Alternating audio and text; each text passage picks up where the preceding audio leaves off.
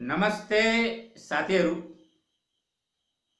आज यो भिडियोको माध्यमबाट जीवन बीमा कंपनी एलआईसी नेपाल को जुन जीवन आनन्द प्लान छ तो जीवन आनन्द प्लान अन्तर्गत यदि तपाई कसैको जीवन बीमा गर्नु चाहनुहुन्छ र उहाँको प्रिमियम कति लाग्छ, अब तो प्रिमियम कसरी क्याल्कुलेट गर्ने यस बारेमा तपाईलाई राम्रो सजिलो र झटपट तरिका बताउने गइरहेको छु।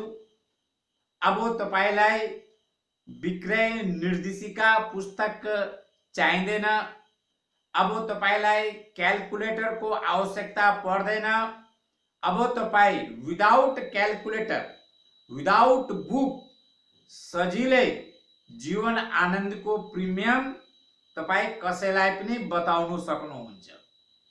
तो ट्रिक के हो, तो आइडिया के हो, आज यो भिडियो को माध्यमबाट तपाईलाई खुलासा गर्ने वाला छु, तो आइडिया बताउने वाला छु।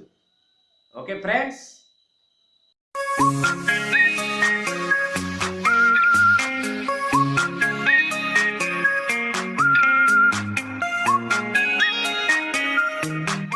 साथीहरू, जीवन आनन्द अन्तर्गत यदि तपाईले कसैको जीवन बीमा गर्नु चाहनुहुन्छ त 18 वर्षे उमेर पूरा भएको र 55 वर्षे मानिसको लागि मात्र यो ट्रिक हो र 15 वर्षे जीवन बीमा अवधिको लागि हो, 10 वर्षे या 20 वर्षे अवधिको लागि होइन। यदि तपाई 15 वर्षीय अवधि लिएर जीवन आनन्द अन्तर्गत 18 देखि 55 वर्षीय मानिसको जीवन बीमा गराउन चाहनुहुन्छ नि, तो यो ट्रिक तपाईलाई काम लाग्छ। अर्को कुरा, 2 लाख देखि 75 लाख सम्मको यदि तपाई कसैको जीवन बीमा गराउन चाहनुहुन्छ तो यो ट्रिक काम लाग्छ। तो साथीहरू, मैले 75 लाख सम्म को लागि किन भने, किनकि एलआईसी नेपालमा अहिले हाल जसरी आज 2020 रनिङ भइरहेछ, यो सेप्टेम्बर मन्थ पनि हो 2020 को, तो 2020 को हालमा अहिले एलआईसी नेपाल को दुर्घटना लाभ 75 लाख सम्म को लागि मात्रै छन्। त त्यसकारण 75 लाख सम्म को जीवन बीमा को प्रिमियम कसरी निकाल्ने, 18 वर्ष उमेरदेखि 55 वर्ष मानिस सम्म को लागि मात्र। साथीहरू, तपाईहरुलाई पनि थाहा छ कि जीवन आनन्द प्लान लिनको लागि 16 वर्ष उमेर पूरा हुनु पर्यो। त जसको 16 वर्ष उमेर पूरा भइसकेका छन् उहाँले जीवन आनन्द प्लान लिन पाइयो। तर मैले 18 वर्ष मात्र किन भने साथीहरू, किनकि जसको उमेर 18 वर्ष पूरा हुन्छ अर्थात 18 वर्ष भन्दा पनि माथि यदि तपाई कसैको जीवन बीमा गराउन चाहनुहुन्छ, कुनै पनि प्लान अन्तर्गत, जीवन आनन्द मात्र होइन, कुनै पनि प्लान अन्तर्गत यदि 18 वर्ष उमेर का मानिसको, तो भन्दा बढी उमेर का मानिसको यदि तपाई जीवन बीमा गराउन चाहनुहुन्छ भने तो उहाँको जीवन बीमा गर्ने बित्तिकै नै रिस्क कभर सुरु भइहाल्यो रिस्क कभर 18 वर्षीय मानिसको। तर 18 वर्ष मुनिका यदि तपाई कुनै पनि बाल बालिकाको जीवन बीमा गर्नु चाहनुहुन्छ नि, तो जीवन बीमा कंपनी को टर्म एंड कंडीशन को अनुसार वहाँ को रिस्क कभर 2 वर्ष पछि मात्रै हुन्छ। तर 18 वर्ष पूरा भएको मानिसको यदि तपाई जीवन बीमा गराउन चाहनुहुन्छ तो वहाँ को रिस्क कभर सुरु भइहाल्यो र 18 वर्ष मुनिका मानिसले नै दुर्घटना लाभ पनि लिने पाइयो, दुर्घटना लाभ को सुविधा लिने पाइयो। तो भन्दा मुनिका बाल बालिकाले लिने पाइएन।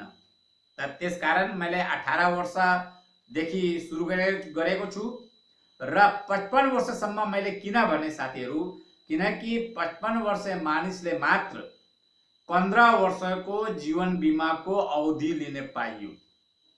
त्यसकारण मैले सुरुमा नै भनिसकेको छु तपाईलाई कि 15 वर्षीय अवधि लिएर यदि तपाईँ जीवन आनन्द अन्तर्गत जीवन बिमा गराउन चाहनुहुन्छ त यो भिडियो तपाईको लागि लाभदायक सिद्ध हुनेवाला छ। र साथीहरू, 2 लाखदेखि 75 लाखसम्म अन्तर्गत 18 देखि 55 वर्षीय मानिसको र 15 वर्षीय अवधि लिएर यदि तपाईँ जीवन बिमा गराउन चाहनुहुन्छ त विदाउट बुक, विदाउट क्यालकुलेटर अब तपाईँ सजिलै झटपट कसैको पनि प्रिमियम बताउन सक्नुहुन्छ। तो ट्रिक के हो, तो आइडिया के हो, तो फार्मुला के हो, आज यो भिडियोको माध्यमबाट तपाईलाई समस्त जानकारी प्राप्त हुन्छ। ओके फ्रेन्ड्स, नमस्कार साथीहरू। सबभन्दा पहिला तपाईले 18 वर्षदेखि 55 वर्ष मानिसको जीवन आनन्द अन्तर्गत 2 लाखको प्रिमियम कति लाग्छ यो तपाईले आफ्नो कपीमा लेखेर राख्नु पर्यो। त्यसपछि 3 लाखको प्रिमियम कति लाग्छ यो पनि तपाईले आफ्नो कपीमा लेखेर राख्नु पर्यो। 2 लाख र 3 लाख यो तपाईँ आफ्नो कपीमा लेखेर राख्नुहोस्। त्यसपछि तपाईँ जति लाखको पनि जीवन बिमाको प्रिमियम सजिलै निकाल्न सक्नुहुन्छ।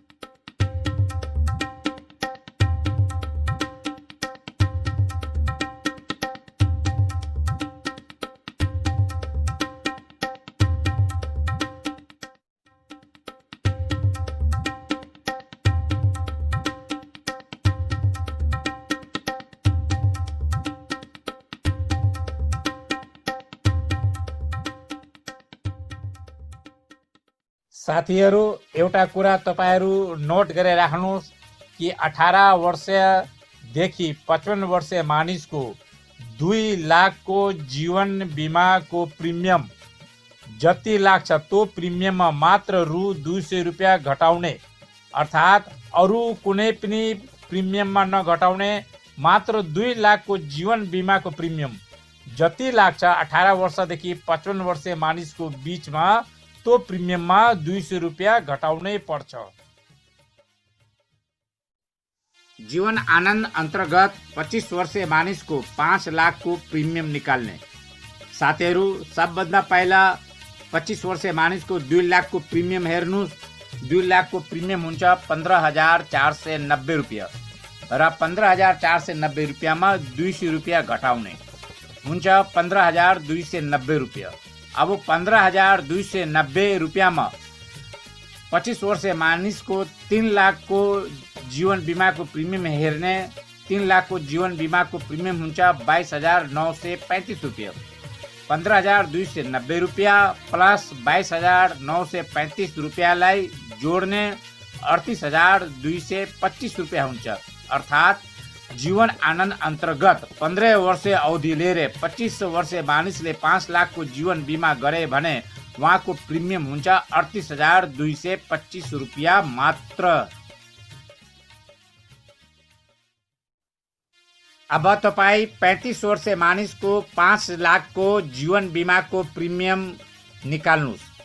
सबभन्दा पहिला 35 वर्ष मानिसको 2 लाखको जीवन बिमाको प्रिमियम हेर्नुहोस्, 16,500 रुपियाँ हुन्छ।